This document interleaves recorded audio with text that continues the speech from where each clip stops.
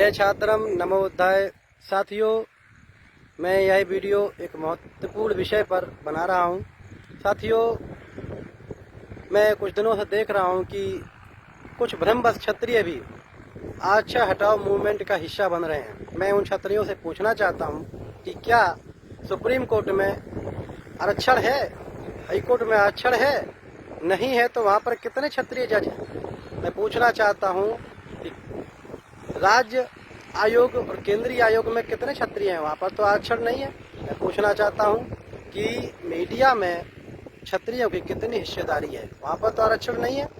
मैं पूछना चाहता हूँ केंद्रीय आयोग और राज्य आयोग में क्षत्रिय क्या हिस्सेदारी रखते हैं? क्या अपनी जनसंख्या के आधार पर वहाँ हिस्सेदारी पाते हैं? मैं पूछना चाहता हूँ केंद्रीय विश्वविद्यालयों में वाइस चांसलरों और प्रोफेसरों की नियुक्ति में क्षत्रियों को कितनी हिस्सेदारी है?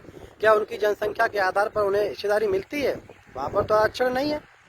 तो साथियों, जो भी क्षत्रिय भ्रमवश या ज्ञानवश आरक्षण का विरोध कर रहे हैं, मैं उन्हें बताना चाहता हूँ कि यह आरक्षण श्रद्धेय बीपी सिंह जी के द्वारा दिया हुआ है, अर्जुन सिंह जी के द्वारा दिया गया हुआ है, जिसके कारण आज हम गर्व से कह सकते हैं कि हमारे पुरखों ने सदैव सर्व समाज को लेकर चले हैं।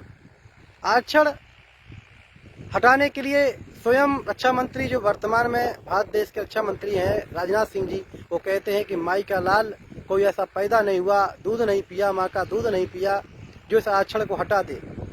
वही बात अमित शाह भी कहते हैं, वही योगी जी भी कहते हैं, और हिंदुओं के आका मोहन भागवत भी कहते हैं कि आरक्षण जब तक जारी रहेगा, जब तक भेदभाव रहेगा। लेकिन मैं जानता हूँ कि इस उनके कहने के पीछे करनी कथनी में अंतर है। उनके अंदर की ही लॉबी, गुरुजी की लॉबी के कहने पर यह मूवमेंट का हिस्सा क्षत्रिय भी बन रहे हैं। क्योंकि श्रद्धेय सरदार वल्लभ भाई पटेल ने कहा था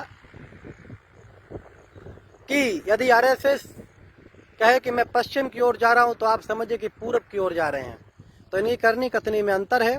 तो इनकी ही एक लॉबी के द्वारा यह मूवमेंट चलाया जा रहा है, जिसमें बहुत बढ़ चढ़ करके क्षत्रिय हिस्सेदारी ले रहे हैं। तो मैं क्षत्रियों से निवेदन करना चाहता हूँ कि मीडिया में यदि हमारा आरक्षण होता, वहाँ तो आरक्षण नहीं है, अगर हमारी हिस्सेदारी होती तो जिस प्रकार के बागेश्वर धाम शंकराचार्य एक भक्तवारी के एनकाउंटर पर अपनी आवाज़ उठाता है और वहीं पर मीडिया भी उसका बहुत ज़्यादा बढ़ चढ़ कर पूरे देश में दिखाती है, जिसे आज लोग शहीद मान रहे हैं। लेकिन घटना एक और घटी है छत्तीसगढ़ में, जो 4 क्षत्रियों को जिंदा जला दिया गया ब्राह्मणों के द्वारा, लेकिन वो खबर मीडिया की खबर नहीं बनती।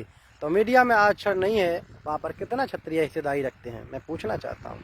मैं चाहता हूँ कि ऐसे एसटी, ओबीसी व क्षत्रिय अल्पसंख्यक सभी की जनसंख्या के अनुपात पर हिस्सेदारी हो। मैं सरकार से निवेदन करना चाहता हूँ कि जनसंख्या गिनती हो, जाति जनगणना गिनती हो, जिससे 100% आरक्षण लागू किया जा सके। और समस्त क्षत्रियों से निवेदन है कि आप इस आरक्षण हटाओ मूवमेंट का हिस्सा ना बने। आप जो कुछ भी है थोड़ा बहुत, वो हमारे जो श्रद्धेय बीपी सिंह जी और अर्जुन सिंह जी के जीवे आरक्षण की बदौलत ही आप राजनीति में पहुंच पा रहे हैं। आपको कहना है, आपको अगर आरक्षण हटाने की मांग करना है तो नेताओं से कहिए, जिनको आप वोट देते हैं, कि वो मुद्दा बनाए। आप लोग क्यों बना रहे हैं? लेकिन वो नहीं बनाएंगे, क्योंकि उन्हें कुर्सी का डर है। वो जानते हैं कि आरक्षण जब तक नहीं हटेगा, जब तक इस देश के अंदर भेदभाव है। तो मैं चाहता हूं कि समस्त क्षत्रिय युवाओं से इन फालतू के मुद्दों से दूर रहें। यदि आपको मुद्दा बनाना है तो ईडब्ल्यूएस सरलीकरण का मुद्दा बनाइए, जिसमें हमारी भी हिस्सेदारी हो, जो सुदामा कोटा बनकर रह गई है। जय छात्रम, नमो बुद्धाय।